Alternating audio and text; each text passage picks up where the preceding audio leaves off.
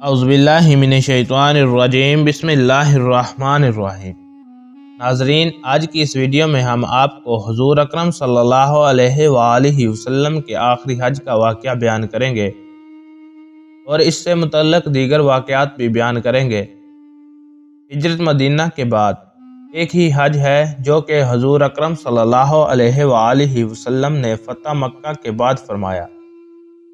یہی آپ صلی اللہ علیہ وآلہ وسلم کا آخری حج تھا، جس میں آپ صلی اللہ علیہ وآلہ وسلم نے فریضہ نبوت کی ادائیگی، تبلیغ اسلام اور اللہ کا پیغام خلق خدا تک پہنچا دینے کی گواہی میدان عرفہ میں مجمع عام سے لی، اور اس گواہی پر پھر خود اللہ تبارک و تعالیٰ کو بھی گواہ بنایا۔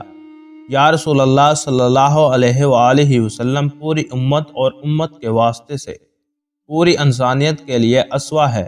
حج کے بارے میں آپ صلی اللہ علیہ وآلہ وسلم کے اسوہ حسنہ کا یہ بیان ہمارے صحابی رسول حضرت جابر رضی اللہ تعالی عنہ پیش فرماتے ہیں۔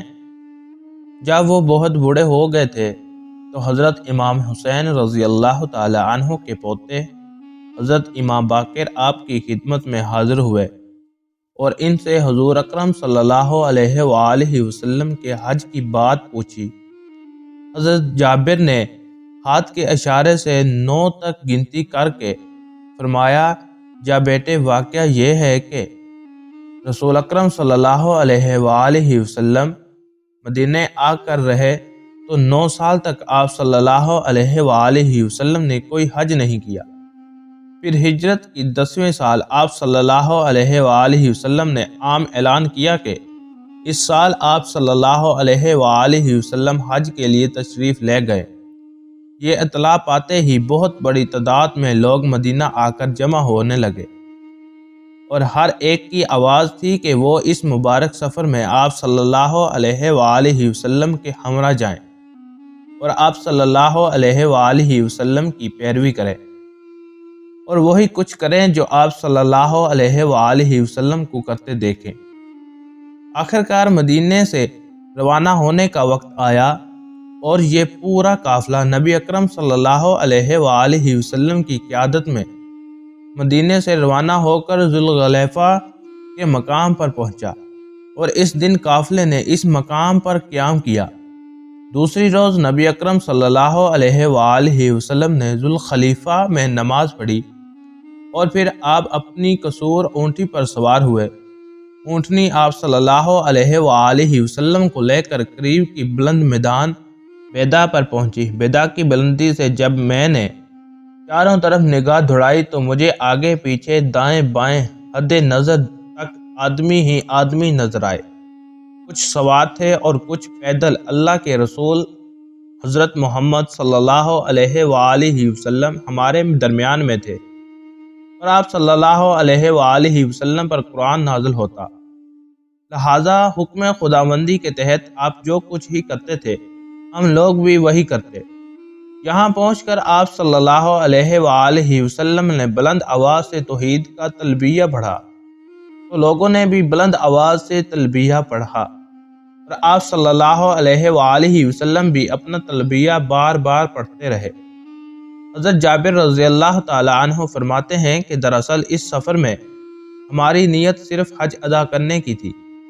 جب ہم سب لوگ نبی اکرم صلی اللہ علیہ وآلہ وسلم کی معیت میں بیت اللہ پہنچے تو حضور اکرم صلی اللہ علیہ وآلہ وسلم نے سب سے پہلے حجر اسود کو بوسہ دیا، پھر طواف شروع کیا اور پہلے 3 چکروں میں آپ صلی اللہ علیہ وآلہ وسلم نے رمل فرمایا، پھر 4 چکروں میں معمولی رفتار سے چلے، پھر آپ صلی اللہ علیہ وآلہ وسلم مقام ابراہیم پر آئے، پھر آپ صلی اللہ علیہ وآلہ وسلم اس طرح کھڑے ہوئے کہ مقام ابراہیم آپ کے اور بیت اللہ کے درمیان میں تھا اور آپ نے 2 رکعت نماز ادا فرمائی۔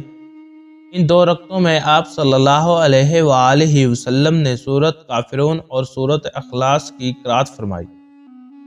پھر آپ صلی اللہ علیہ وآلہ وسلم حجر اسود کے پاس لوٹ کر آئے، حجر اسود کو بوسہ کیا، پھر ایک دروازے سے صفا کی طرف چلے۔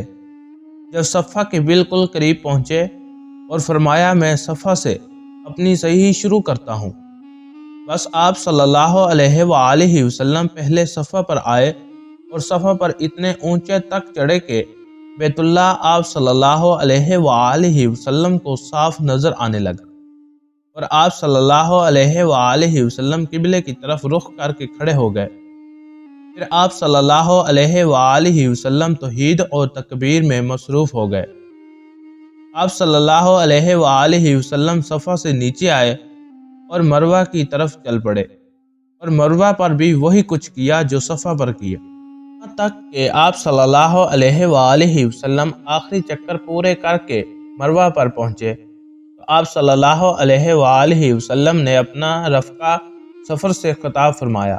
آپ صلی اللہ علیہ وآلہ وسلم اوپر مروہ پر تھے اور ساتھی نیچے نشیب میں تھے۔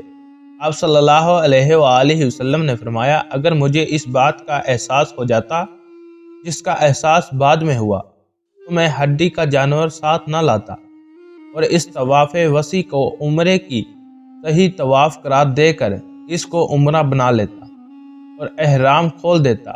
البتہ تم میں سے جو لوگ ہڈی کا جانور ساتھ نہ لائے ہوں وہ اسے طواف اور صحیح کو عمرہ کا طواف قرار دیں کر حلال ہو سکتے ہیں۔ یہ سن کر سراقہ ابن مالک رضی اللہ تعالی عنہ کھڑے ہوئے اور پوچھا، یا رسول اللہ صلی اللہ علیہ وآلہ وسلم، یہ حکم اسی سال کے لیے ہے یا اب ہمیشہ کے لیے ہے؟ اہل مکہ کے نزدیک حج کے مہینے میں مستقل طور پر عمرہ کرنا سخت گناہ کی بات تھی۔ اب جو سراقہ ابن مالک نے دیکھا کہ ایام حج میں اس طواف وسیع کو مستقل عمرہ قرار دیا جا رہا ہے تو انہوں نے سوال کیا کہ کیا اب ایسا ہی حکم ہمیشہ کے لیے ہے؟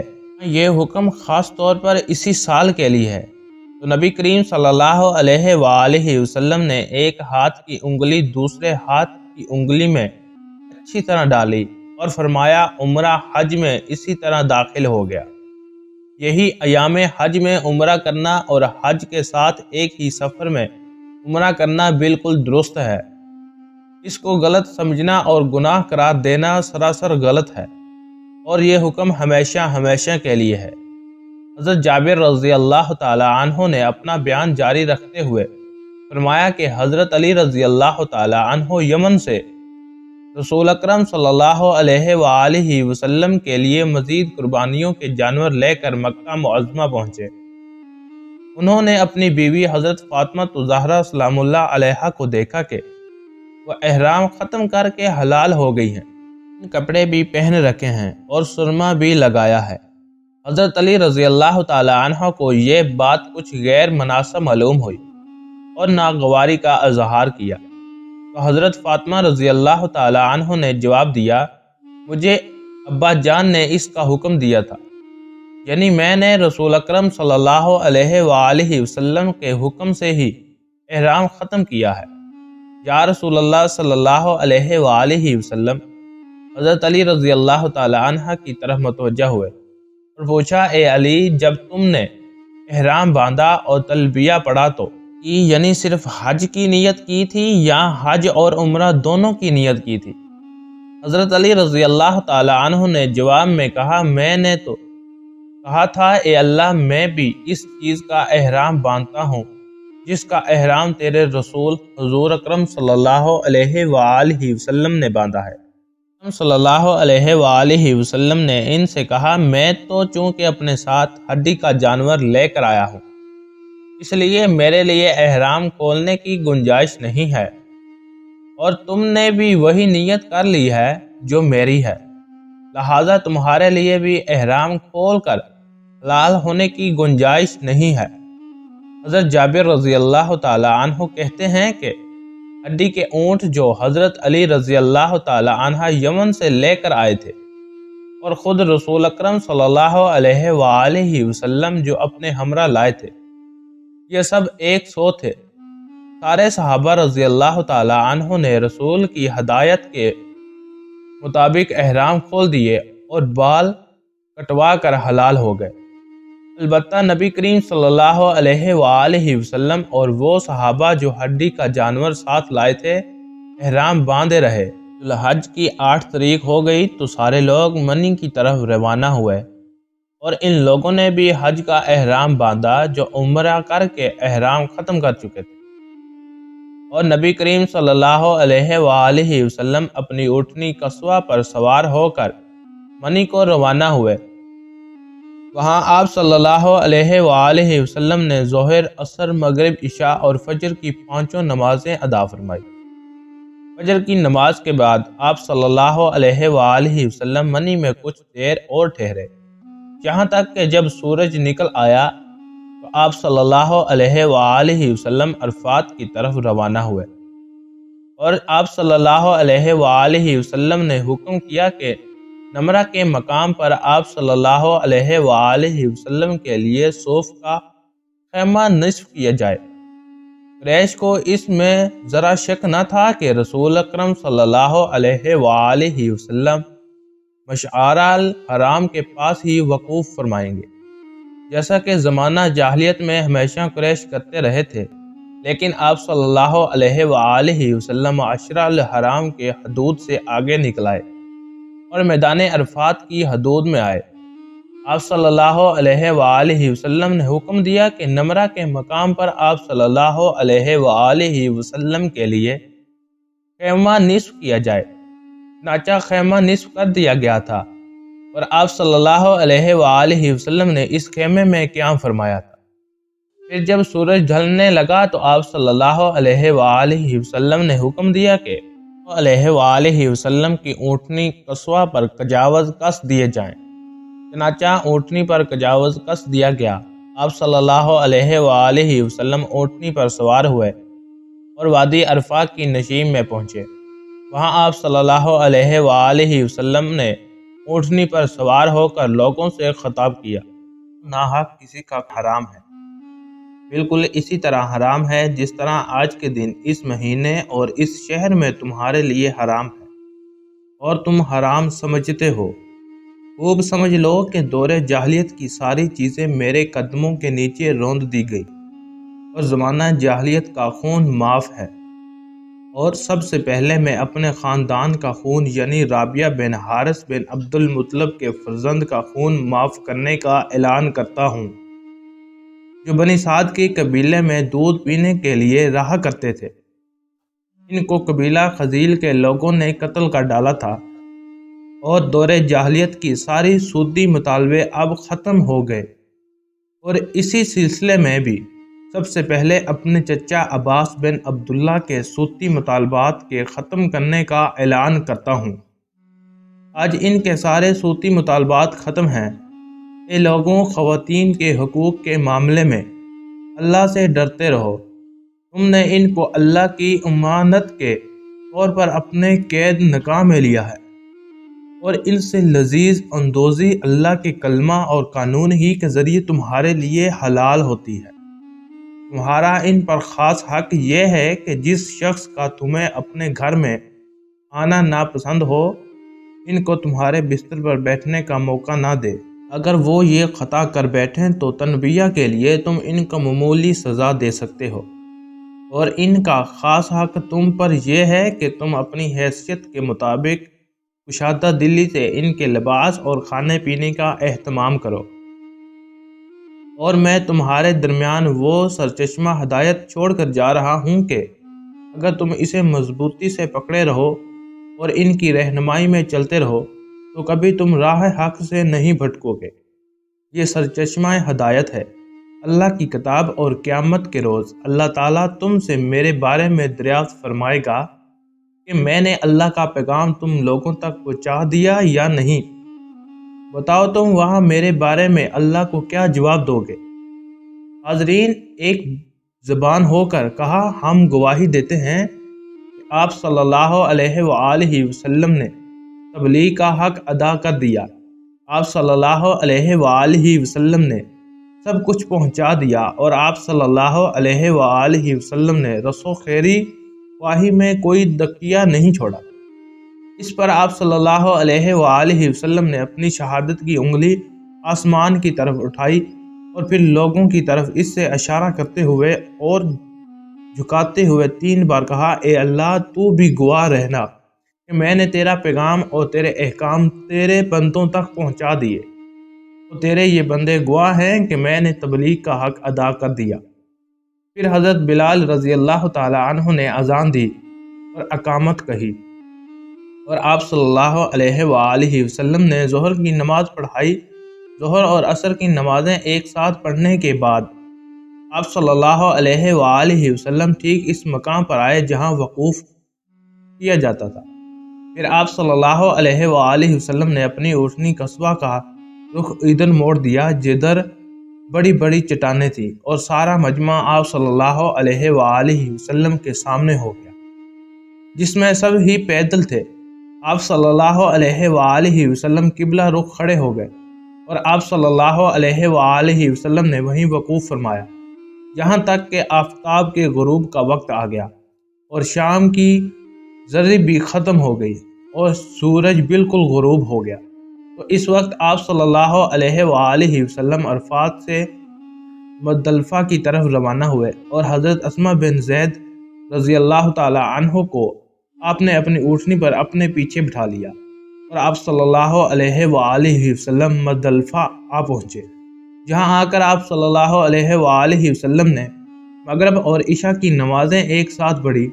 اذان ایک ہی ہوئی اور اقامت دونوں کے لیے الگ الگ، اور ان دنوں نمازوں کے درمیان آپ نے کوئی سنت یا نفل نماز نہیں پڑھی۔ اس کے بعد آپ صلی اللہ علیہ وآلہ وسلم آرام فرمانے کے لیے لیٹ گئے، اور آرام فرماتے رہے یہاں تک کہ صبح صادق ہو گئی اور فجر کا وقت ہو گیا۔ صبح صادق ہوتے ہی آپ صلی اللہ علیہ وآلہ وسلم نے اذان اور اقامت کہلوا کر نماز فجر اول وقت میں ادا فرمائی۔ نماز فجر سے فارغ ہو کر آپ صلی اللہ علیہ وآلہ وسلم معاشرہ الحرام کے پاس تشریف لائے، جہاں آ کر نبی کریم صلی اللہ علیہ وآلہ وسلم قبلے کی طرف رخ کر کے کھڑے ہو کر تکبیر و تحلیل اور تہید و تسبیح میں مصروف ہو گئے، اور دیر تک مصروف رہے۔ جب خوب اجالا ہو گیا تو طلوع آفتاب سے ذرا پہلے آپ صلی اللہ علیہ وآلہ وسلم وہاں سے منی کے لیے روانہ ہو گئے۔ اس وقت آپ صلی اللہ علیہ وآلہ وسلم نے اپنی سواری کے پیچھے فضل بن عباس رضی اللہ تعالی عنہ کو سوار کر لیا۔ جب آپ وادی مصر کے درمیان پہنچے تو آپ صلی اللہ علیہ وآلہ وسلم نے اونٹنی کو ذرا تیز کر دیا۔ پھر مصر سے نکل کر آپ صلی اللہ علیہ وآلہ وسلم اس درمیانی راستے سے چلے جو بڑے چمڑے کے پاس جا کر نکلتا ہے۔ پھر اس چمڑے کے پاس پہنچ کر جو درخت کے پاس ہے، آپ صلی اللہ علیہ وآلہ وسلم نے رومی فرمائی، کنکریاں اس پر پھینک کر ماری، اور ہر کنکری پھینکتے ہوئے آپ صلی اللہ علیہ وآلہ وسلم اللہ اکبر کہہ جاتے تھے۔ یہ کنکریاں چھوٹی چھوٹی تھی۔ آپ صلی اللہ علیہ وآلہ وسلم نے نشیبی مقام سے رومی کی۔ جب آپ صلی اللہ علیہ وآلہ وسلم رومی سے فارغ ہوئے تو قربان گاہ کی طرف روانہ ہوئے۔ وہاں آپ صلی اللہ علیہ وآلہ وسلم نے 36 اونٹ اپنے دستے مبارک سے قربان کیے، اور باقی اونٹ حضرت علی رضی اللہ تعالی عنہ کے حوالے کیے، جن کی قربانی حضرت علی رضی اللہ تعالی عنہ نے کی، اور آپ صلی اللہ علیہ وآلہ وسلم نے اپنے ہدیہ کے اونٹ میں شریک فرمایا۔ پھر آپ صلی اللہ علیہ وآلہ وسلم نے حکم دیا کہ قربانی کے ہر اونٹ میں ایک ایک ٹکڑا لیا جائے، چنانچہ ہر ایک میں سے ایک ٹکڑا لے کر برتن میں ڈال دیا گیا اور پکایا گیا۔ پھر نبی کریم اکرم صلی اللہ علیہ وآلہ وسلم اور حضرت علی رضی اللہ تعالی عنہ دونوں نے ان گوشت میں سے تناول فرمایا اور ان کا شوربہ بھی پیا۔ پھر حضور اکرم صلی اللہ علیہ وآلہ وسلم اپنی اونٹنی پر سوار ہوئے اور طواف رعایت کے لیے بیت اللہ کی طرف روانہ ہوئے۔ ظہر کی نماز آپ صلی اللہ علیہ وآلہ وسلم نے مکہ میں پہنچ کر ادا فرمائی۔ ظہر سے فارغ ہو کر آپ صلی اللہ علیہ وآلہ وسلم اپنے اہل خاندان بنی عبد المطلب کے پاس آئے، جو زمزم سے پانی کھینچ کھینچ کر لوگوں کو پلا رہے تھے۔ آپ صلی اللہ علیہ وآلہ وسلم نے ان سے فرمایا، ڈول نکال کر پلاؤ۔ اگر مجھے یہ اندیشہ نہ ہوتا تاکہ مجھے دیکھ کر دوسرے لوگوں تم سے زبردستی یہ خدمت چھین لیں گے، تو میں خود اپنے ہاتھ سے تمہارے ساتھ زمزم سے ڈول کھینچتا۔ ان لوگوں نے آپ صلی اللہ علیہ وآلہ وسلم کو ڈول بھر کر دیا تو آپ صلی اللہ علیہ وآلہ وسلم نے ان میں سے نوش فرمایا۔ یہ رسول اکرم صلی اللہ علیہ وآلہ وسلم کا وہ الوداع حج ہے جو آخری بھی ہے اور مثالی بھی، امت مسلمہ کے لیے اسوہ حسنہ بھی ہے اور قیامت کے اہل ایمان ان نمونوں پر اپنا فریضہ حج ادا کرتے رہیں گے۔ کیسی لگی ہماری ویڈیو کمنٹس کر کے لازمی بتائیں، اور اگر آپ اس طرح کی ویڈیو دیکھنا چاہتے ہیں تو ہمارے Shiraz T V YouTube channel کو لازمی سبسکرائب کر لیں۔ جزاک اللہ۔